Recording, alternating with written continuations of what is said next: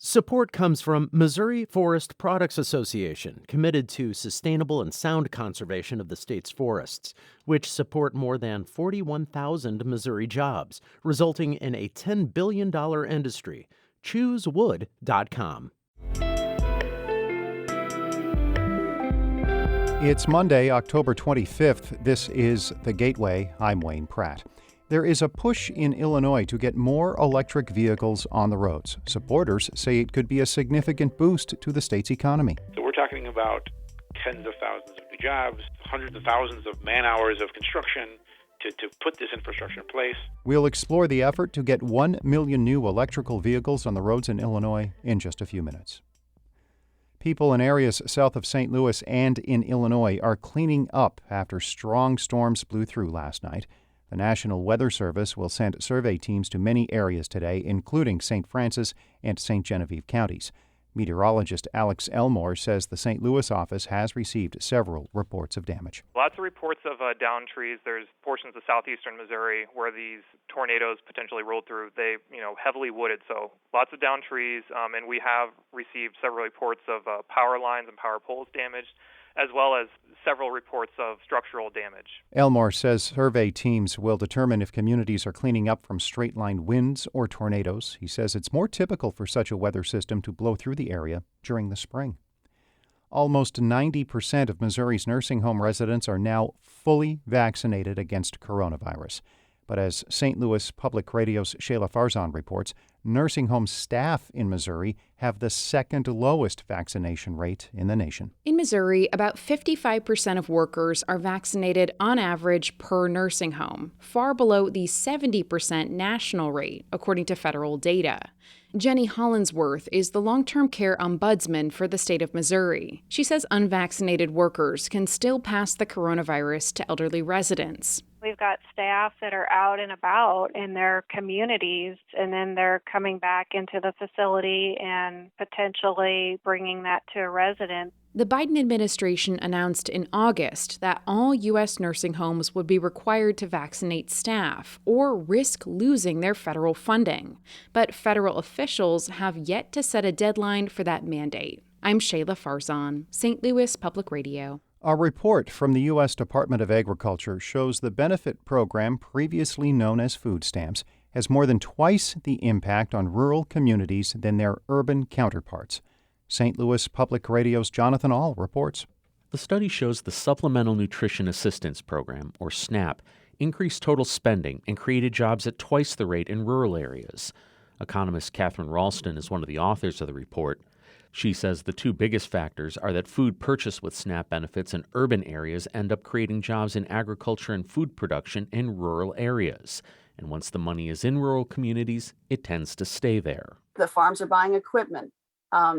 The workers that they pay are spending their own money that in turn generates income. Ralston also says a greater percentage of SNAP benefits go to rural residents. I'm Jonathan Ahl, St. Louis Public Radio. The St. Louis Cardinals will announce their new manager today. Several media outlets report the team will hire Oliver Marmol. The 35-year-old moves into the job after serving as bench coach the past 2 seasons. He was drafted by the Cardinals in 2007 and will become the youngest manager in the major leagues.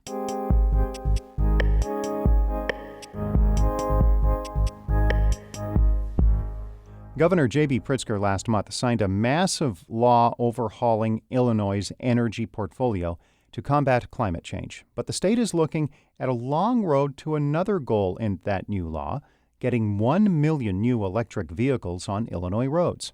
Caroline Kobzanski reports. The so-called Climate and Equitable Jobs Act puts Illinois on the path to getting 100% of its energy from renewable sources like wind or solar power in the next 3 decades. The ambitious climate package also has a secondary goal to reduce carbon emissions in the state. By 2030, Governor J.B. Pritzker wants to see 1 million new electric vehicles displace traditional fuel-burning cars on Illinois roads. Emissions from cars and trucks have overtaken coal plants as the largest source of pollution in Illinois in recent years, boosted by the proliferation of rideshare and demands for near-instant delivery for online shoppers. But Jack Darren, the director of Sierra Club Illinois, is optimistic that investing in electric vehicles, or EVs, will pay dividends everywhere. We get not only the savings as drivers from not having to put gas in our cars anymore. We get the cleaner air, but also hopefully we're creating good jobs in manufacturing for Illinois in making these vehicles and these charging technologies. According to state data, there are currently 26,000 EVs registered in Illinois. But the new climate law includes $4,000 tax credits meant to incentivize Illinoisans to buy new EVs beginning next summer. That's on top of an existing $7,500 federal tax credit for new EV buyers. But if 1 million new Illinoisans do start driving EVs in the next 9 years, the state will need much more infrastructure to support the shift, including a massive investment in charging stations. Illinois currently has about 2,200 charging stations statewide, but it'll need to amp that number to about 100,000 by 2030. That's according to Megha Lakchara, the policy director at electric vehicle charger maker EVbox. But the price tag, at least for now, isn't cheap. If you bought something with a single port, the hardware costs approximately $2,000. And installation depends on the electric wiring and the infrastructure upgrade that is needed. So it can range from anything from $2,000 to $6,000. Those infrastructure costs will be more expensive where communities aren't as dense. Lakchara says this is a complicated undertaking, but not impossible. But the longer the state takes to implement the infrastructure, the harder it will get. They can accommodate the influx of all these electric vehicles within the next 4 or 5 years. The problem is if you do nothing. Based on the current infrastructure, it could get difficult. You could have choke points. Though Illinois' business community largely opposed the massive climate law, citing increased energy costs, trade groups are hopeful the state can attract new EV-centric businesses. Lakchara's company, EVbox, put down roots in Illinois last year when it made Libertyville its North American headquarters. And Illinois is already home to 2 EV manufacturing plants. Mark Denzler, the president and CEO of the Illinois Manufacturers Association, says there's no reason that Illinois, at the heart of the U.S. interstate highway system, with a major city and an international airport, shouldn't get serious consideration as the home base for new EV companies. We have a well-skilled population here in the state of Illinois. Workforce is certainly very important. However, Denzler warns that property taxes and the higher energy costs his group opposed in the climate law could give companies pause when they're weighing whether to invest in Illinois. But there are things Illinois could do to sweeten the deal for EV manufacturers, Denzler says, like speeding up the permit process for new ventures and giving out tax incentives. State Representative Dave Vela, a Democrat from Rockford, has already introduced legislation to provide EV companies with those incentives.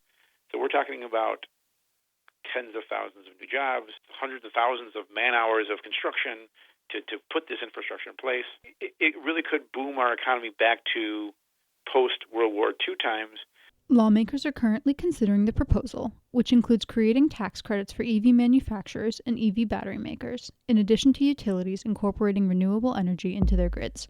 I'm Caroline Kubsansky. Caroline is an Illinois-based public radio reporter. Shula Newman is the executive editor of St. Louis Public Radio, a listener-supported service of the University of Missouri-St. Louis. Music by Ryan McNeely of Adult Fur. I'm Wayne Pratt. This has been The Gateway.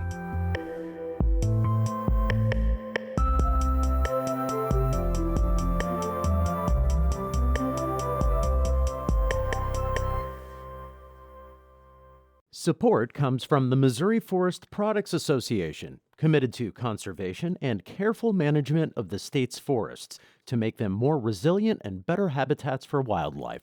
ChooseWood.com.